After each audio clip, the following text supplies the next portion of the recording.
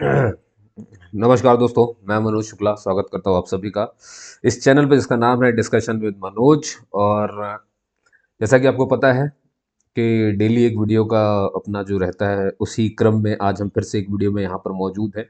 और अगेन एक permanent vacancy जो कि जूनियर इंजीनियर की वैकेंसी है, रिजर्व बैंक ऑफ इंडिया के द्वारा ये घोषित की गई है ना। पोस्ट थोड़ी सी कम है, पर मैंने आपको पहले ही बताया, आपको ज़्यादा और कम में बिलीव नहीं रखना है। आपको ये ध्यान देना है कि आप अकेले हो, आपके लिए अकेली सीट ही होती है, चाहे फिर वैकेंसी 1000 हो, 100 हो या एक ही क्यों ना हो। ठीक है ना। आपकी तैयारी पूरी होगी तो आप इसे भरेंगे और इसको भी ग्रैब कर लेंगे, है ना। मान के चलिए कि 80,000 तक की इसकी सैलरी बनती है, आरबीआई के द्वारा है भैया। तो जो दो इंजीनियरिंग वाले तैयार रहना है, डिप्लोमा वाले भी तैयार रहे, है ना। बस इसमें थोड़ा सा एक्सपीरियंस का भी कुछ झोल झाल है, जैसे मैं अभी क्लियर कर दूंगा। मतलब इसमें एक्सपीरियंस हो या तो अप्रेंटिसशिप अगर किसी के पास है तो भी उसका काम हो जाता है। ठीक है ना। चलिए मैं बताता हूँ कि वो इंडस्ट्रियल ट्रेनिंग जैसा ही है, कुछ कुछ वो आप समझ जाएंगे। देखिए मैं क्या कह रहा था आपसे कि हम पहले यहाँ पे एक एक करके मैं सारी बातें लिख रहा हूँ, है ना। ध्यान रखेंगे जो टोटल जो वैकेंसीज हैं, ठीक है। टोटल वैकेंसीज आई हैं, टोटल 11 है ये। ठीक है। कौन कौन सी हैं? ये जो पोस्ट है उसका नाम है जूनियर इंजीनियर। जूनियर इंजीनियर में सिविल की और सिर्फ इलेक्ट्रिकल की। ठीक। इसका विशेष ध्यान रखना है आपको। अब सर, जो एजुकेशन क्वालिफिकेशन है उसमें वो चीज़ क्या क्या मायने रखती है, तो देखो इन्होंने कहा है कि अगर आपने डिप्लोमा किया है ना। डिप्लोमा जो होता है वो हमारे 3 साल का होता है ना, तो भी चल जाएगा। नहीं तो और करके मैं बता रहा हूँ, आपने अगर डिग्री भी करी हुई है ना, 4 साल वाली, तो भी ये चल जाएगा। डिप्लोमा भी किस में होना चाहिए? या तो सिविल या तो इलेक्ट्रिकल में। डिग्री भी किसकी होनी चाहिए? या तो सिविल या तो इलेक्ट्रिकल में। ठीक है ना। अब जरा देखिए फर्क क्या होता है यहाँ पर ना। एक एक्सपीरियंस का जो झोल झाल है, मैं उसको समझाता हूँ, ध्यान से देखना। क्या कह रहा है एक्सपीरियंस का मामला, कि अगर कोई डिप्लोमा होल्डर है, ठीक है ना, किसी ने डिप्लोमा किया हुआ है, ठीक है, तो उसको जो है उसको 2 साल का एक्सपीरियंस दिखाना पड़ेगा कि उसने कहीं ना कहीं काम किया हो। जैसे सिविल वाला है तो कंस्ट्रक्शन फील्ड में काम किया हो, है ना। टेंडर लिखना आता हो, टेंडर भेजना आता हो, ये सब आता हो। कंप्यूटर का नॉलेज होना चाहिए, कंस्ट्रक्शन का नॉलेज होना चाहिए, सिविल वर्क का नॉलेज होना चाहिए। ये सब बातें लिखी रहती हैं, मतलब उसने काम भी किया हो ऐसा, तो वो 2 साल डिप्लोमा वालों के लिए इतना है। अब अगर आपने इंजीनियरिंग करी है, ठीक है ना, इंजीनियरिंग वालों के लिए 1 साल का वही एक्सपीरियंस, वो ये चाहिए उनके लिए। मतलब 1 साल कम हो गया, डिप्लोमा के लिए 2 साल है, इंजीनियरिंग वालों के लिए 1 साल है।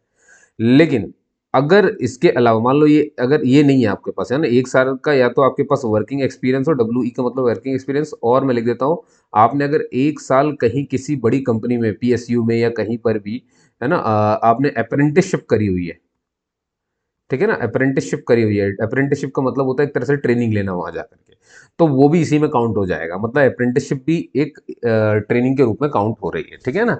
और ये दोनों के लिए ये जो मैंने आपको अभी बात बताई है ना। जो क्रूशियल्स डेट है उनको थोड़ा सा ध्यान रखिए, है ना। क्रूशियल डेट्स मतलब जो इंपॉर्टेंट डेट्स हैं हमारी, वो कौन कौन सी डेट है भाई। पहले तो आपको ये ध्यान रखनी है कि आपका ये जो एप्लीकेशन है ना, ओपन जो डेट है वो आपकी रहेगी 30/12/2024, है ना। इस दिन से शुरू हो चुका है ये। और जो इसका लास्ट डेट है, ठीक है ना, वो है 20/12/2025। ठीक है ना। तो ये हो जाएगा। और इसमें क्योंकि देखिए दो चीज़ें होने वाली हैं, सिलेक्शन जो प्रोसीजर है, सिलेक्शन प्रोसीजर, ठीक है, उसको ज़रा समझ लीजिए। सिलेक्शन प्रोसीजर में ऐसा है कि पहले आपको ऑनलाइन एक एग्ज़ाम देना होगा, ठीक है। ये 300 मार्क्स का रहेगा आपका ये एग्ज़ाम, ठीक, 300 मार्क्स। और 150 मिनट मिलेंगे आपको, है ना। कितने मिनट मिलेंगे आपको? 150 मिनट मिलेंगे। तो 300 मार्क्स है, 150 मिनट का ही पेपर रहेगा पूरा का पूरा। और इसी के साथ ही आपका होगा लैंग्वेज प्रोफिशिएंसी टेस्ट, ठीक है ना। लैंग्वेज प्रोफिशिएंसी टेस्ट जो रहेगी, ये रहेगा आपका क्वालिफाइंग नेचर का, ठीक है। कैसा है ये? क्वालिफाइंग नेचर है इसका, मतलब इसको क्वालिफाई तो आपको करके रखना पड़ेगा। ठीक, एक बात। अब अगली चीज आपके दिमाग में आएगी, सर एज क्राइटेरिया क्या है ना। एज, अगर हम क्राइटेरिया की मैं बात कर लूँ आपसे, एज की बात, तो इनने कहा कि एज जो है वो बिटवीन, है ना, 20 टू 30 होनी चाहिए, ठीक है ना। 20 से 30 के बीच में आपकी एज होनी चाहिए। अब ये ऐसे काउंट कर पाना बड़ा दिक्कत होता है, इसीलिए इसको आप ऐसे काउंट करें, मैं आपको डेट दे रहा हूँ, अगर आपकी डेट ऑफ बर्थ उससे मैच करती है तो आपका हो जाएगा, लेकिन नहीं होगी तो फिर दिक्कत होगा ना, उससे कम या ज़्यादा नहीं होनी चाहिए। जैसे कि 2 दिसंबर 1994 से लेकर के 1 दिसंबर 2004, ठीक है ना। ये डेट ऑफ बर्थ आप देख रहे हो, दो जो मैंने लिखी हैं, ये देखिए, या तो आप 2 दिसंबर 1994 को पैदा हुए हो, है ना। अगर आपकी यही डेट ऑफ बर्थ है तो आप इसे भर सकते हैं। अगर आपकी डेट ऑफ बर्थ है 1 दिसंबर 2004, तो भी आप इसे भर सकते हैं। समझिए ना, डेट ऑफ बर्थ। अब मेरी बात ध्यान सुनिए, ये जो डेट लिखी है 2 दिसंबर 1994, ये पहली वाली जो डेट मैंने लिखी है, इससे पहले का, है ना, कोई मतलब मान लो कोई बंदा 1 दिसंबर 1994 को पैदा हुआ, वो एलिजिबल नहीं है, वो फॉर्म को नहीं भर सकता, है ना। इन दो डेट ऑफ बर्थ के बीच में कोई भी जो डेट आएगी वो सारे लोग भर सकते हैं। 1 दिसंबर 2004 वाला भी भर सकता है, लेकिन कोई 2 दिसंबर 2004 वाला अगर है तो वो इसे भर नहीं सकता है। समझ गए आप मेरी बात, इसका थोड़ा सा ध्यान रखेंगे। सर फीस वगैरह कुछ है या फीस नहीं है? देखिए, फीस तो हमेशा रहती है ना। तो 450 एक फीस है, और एक फीस हो गई 50 रुपये, ठीक है ना। 450 किसके लिए है? 450 है आपके जनरल के लिए, आपके इकोनॉमिकली वीकर सेक्शन के लिए, और आपके ओबीसी के लिए, ठीक है ना। 50 किसके लिए? ये है एससी, ये है एसटी, और पर्सन विद बेंचमार्क डिसेबिलिटी, और एक्स सर्विसमैन, है ना, और ये इनके लिए रहती है। क्लियर है कहानी? तो मोटे मोटे तौर पर आप ये सब कुछ समझ चुके होंगे। अब आपको जानना ये है कि सर सिलेक्शन जो है हमारा ऑनलाइन एग्जाम के बेस पर ही, मेरिट लिस्ट जो बनेगी वो ऑनलाइन एग्जाम के उस पर ही बनेगी, लेकिन ध्यान रखिए, ऑनलाइन एग्जाम में कोई कितना भी टॉप कर लेगा, वो लैंग्वेज प्रोफिशिएंसी टेस्ट में पास नहीं होता है तो दिक्कत हो जाएगी। यहाँ पर वैकेंसीज जो आपको मिलेंगी वो जोन वाइज बटी हुई हैं, east, west, north, south, central. अब आपको ये जानना पड़ेगा कि ईस्ट में कौन कौन से राज्य आते हैं, वेस्ट में कौन कौन से राज्य आते हैं, सेंट्रल जोन में कौन कौन से राज्य आते हैं। और एक बात और याद रखिए कि आप सिर्फ एक ही जोन के लिए भर सकते हैं, है ना।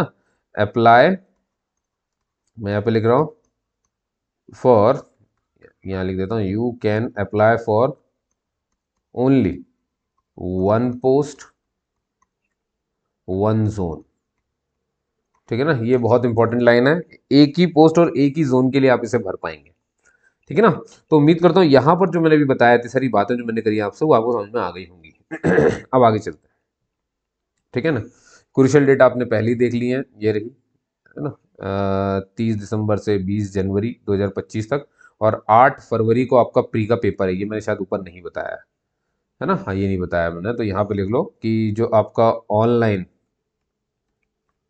है ना, तो एक ही जगह पर सब हो जाएगा, है ना। वो 8, लास्ट डेट तो देखो मैंने क्या लिखा है, या दिसंबर लिख दिया, 1 साल तक थोड़ी देगी यार। यहाँ 01 आएगा, जनवरी है ना, 20 जनवरी 2025, और ये 20 फरवरी 2025 को आपका पेपर हो जाएगा, ठीक है ना।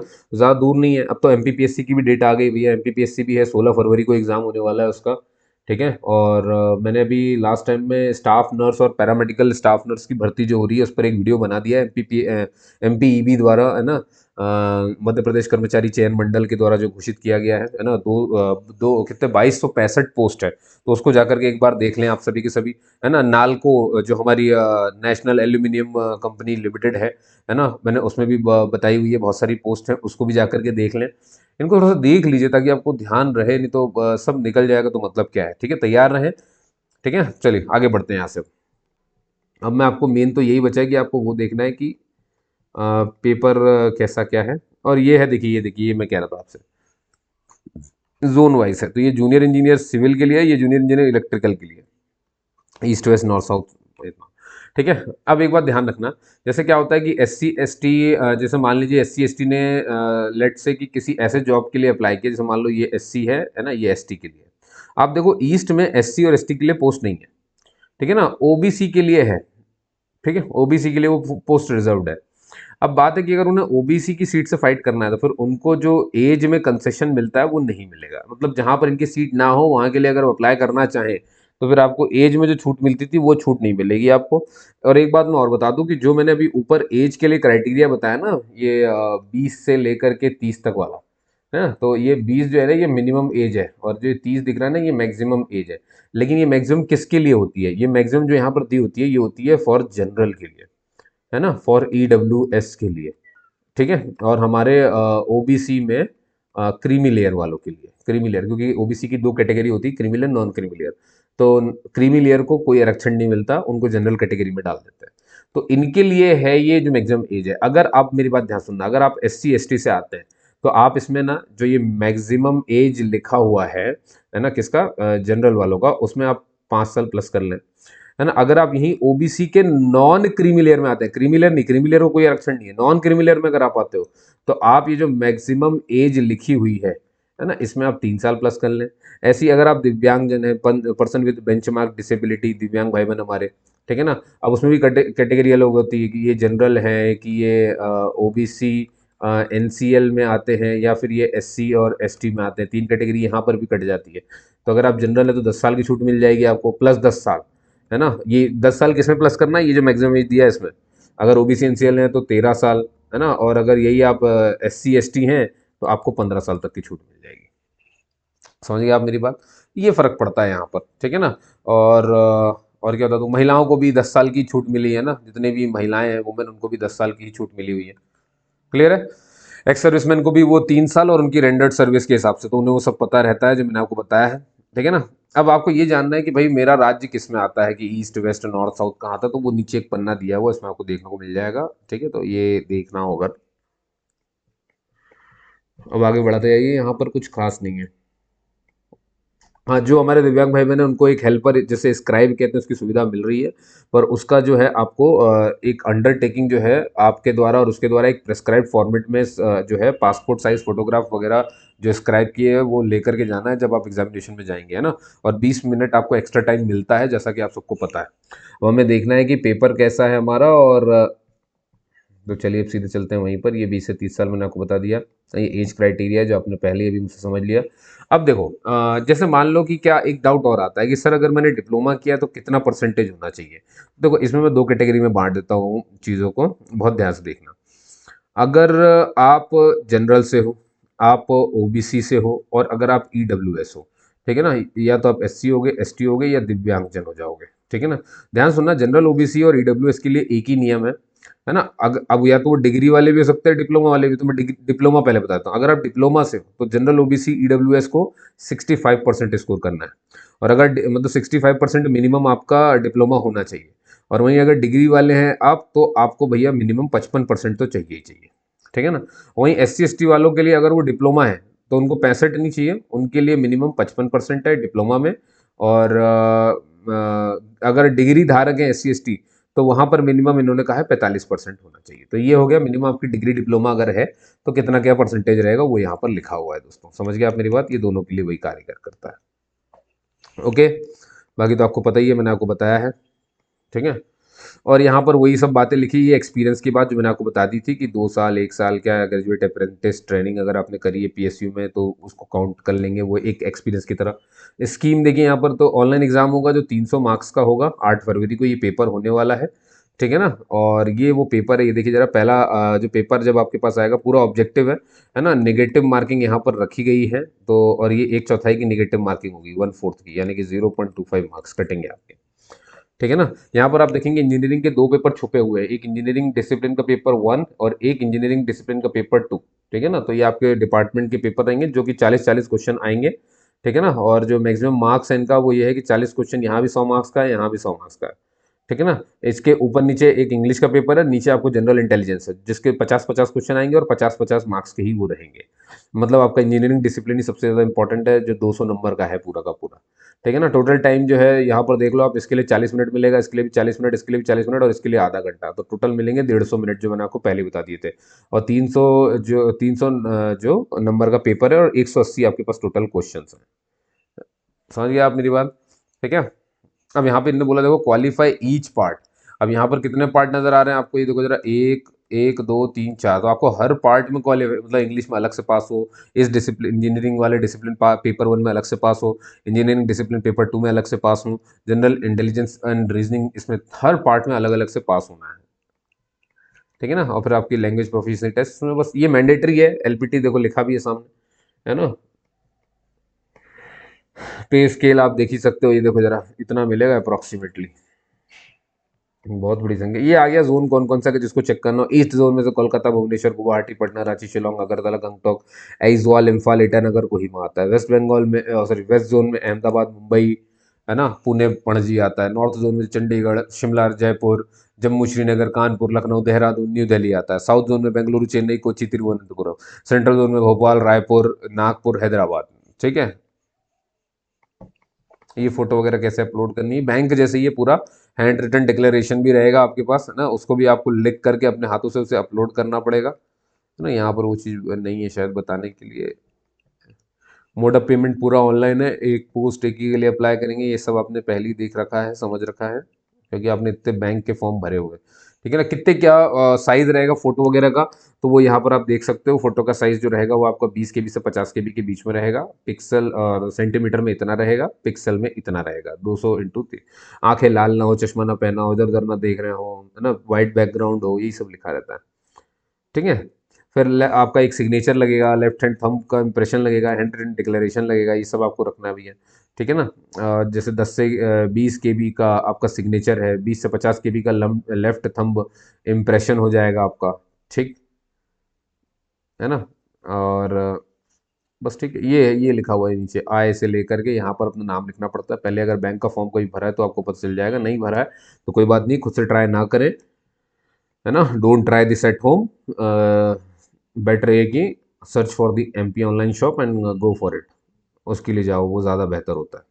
ठीक है ना। टाइम वेस्ट हो जाता है ना, बातें अगर आपको पहले से आता है, ट्रेंड हो, आप फॉर्म भरते रहते तो कोई दिक्कत नहीं है। ठीक है ना। और ये आ गया मेरे हिसाब से सिलेबस आ गया भाई, ये देखो यहाँ पर सिलेबस देख लो। तो ये सिविल वालों के लिए सिलेबस है ना। पेपर 1 याद है ना उनका, इंजीनियरिंग पेपर 1। तो उसके लिए आप देख लो यहाँ पे कि building material, estimating, costing, valuation, surveying, soil mechanics, hydraulic, transportation engineering, environmental engineering, है ना। फिर इसमें बिल्डिंग मटेरियल में क्या आएगा, एस्टिमेटिंग, कॉस्टिंग, वैल्यूएशन में। अभी इसके अंदर के टॉपिक हैं वो देख लो आप, है ना। शिवानी वाले अगर आप हो तो बड़ी बड़ी दिक्कत है, शिवानी से मत पढ़ना भाई ये सब, है ना, ध्यान रखना। Hydraulic, transportation engineering, environmental engineering, ठीक है ना, वो कॉलेज तक ठीक रहता है, वहाँ निकाल लो उसको। यहाँ ये कॉलेज नहीं है ना, यहाँ तो नंबर सही है तो सही है, नहीं है तो नहीं। ठीक है। ये पेपर 2 का सिलेबस आ गया आपको, सिलेबस कह रहा हूँ मैं, सिलेबस आ गया। Theory of structure, concrete technology, RCC design, steel design, ये हो गया। ठीक है। अब आता है इलेक्ट्रिकल की बारी, उसका पेपर 1 का ये रहा सिलेबस, देख लो आप, है ना। तो basics of electrical engineering, lighting design of office areas, transformers, working principles, protection types, preventive maintenance. ठीक है। फिर अगला है पंपिंग सिस्टम्स। फिर पांचवा है various type of Motors, various starting methods of various types of motors, substation design and layout including DG set और type of earthing, testing, lightning arresters. ये इससे जुड़े हुए सवाल आपको पेपर 1 में मिलेंगे आपके, और पेपर 2 में आपको मिलेगा basic knowledge of air conditioning, refrigeration, inverter, rectifiers, UPS systems, energy conservation techniques, है ना, LT distribution system, cabling, internal wiring, और ये फलाना ढमकाना, testing of electrical installation, basics of elevator design, electrical safeties, protection controls और so many things. और फिर यहाँ पर आ जाओ basics of CCTV, fireman, smoke alarm, UPS, knowledge of Indian electricity rules आपको पता हो, है ना, switch gears and protections used in STLT installation. समझ गए आप। और ये देखो साउथ जोन में कौन कौन से, जैसे कन्नड़, तमिल और मलयालम, ये ध्यान रखना है। और मलयालम इंडस्ट्री तो इस समय भाई क्या पिक्चर बना रही है, पिक्चर मत देखने लगना। ईस्ट जोन आप देखोगे तो ईस्ट जोन में ये सारी भाषाएं आती हैं, हिंदी भी इसी में आती है। और वेस्ट जोन में आप देखोगे तो गुजराती, मराठी, कोंकणी चलती है। ठीक है दोस्तों, तो यही है जिनको आपको पता होना चाहिए, और ये आपके एग्जामिनेशन सेंटर रहेंगे, तो आप यहाँ पर इसको अच्छे से चेक कर लें, है ना। इसमें बस मुझे भोपाल नजर नहीं आ रहा है, बड़ी दुख की बात है यार। और यहाँ पर ये 29 पेज इनके खत्म हो जाते हैं। तो उम्मीद करता हूँ दोस्तों आपको ये वीडियो अच्छी लगी होगी, जैसी भी लगी हो कमेंट करके जरूर बताइएगा। इंस्टाग्राम पेज है मेरा, डिस्कशन विद मनोज नाम से, वहाँ पे मुझसे जुड़ जाइए, वहाँ बातें कर सकते हैं आप। मैंने बहुत सारे वीडियो अभी बनाए हैं, रोज बनाता हूँ, उनको थोड़ा सा जा करके चेक कर लें। ठीक है। और कोई भी डाउट हो तो मुझसे पूछ लें। तब तक के लिए जय हिंद, जय भारत, अपना ख्याल रखें, तैयारी करें, और सिलेक्शन हो जाए तो मुझे जरूर बताएं, मुझे भी खुशी होगी ये सब सुन करके। ठीक है ना दोस्तों, जय हिंद, जय भारत।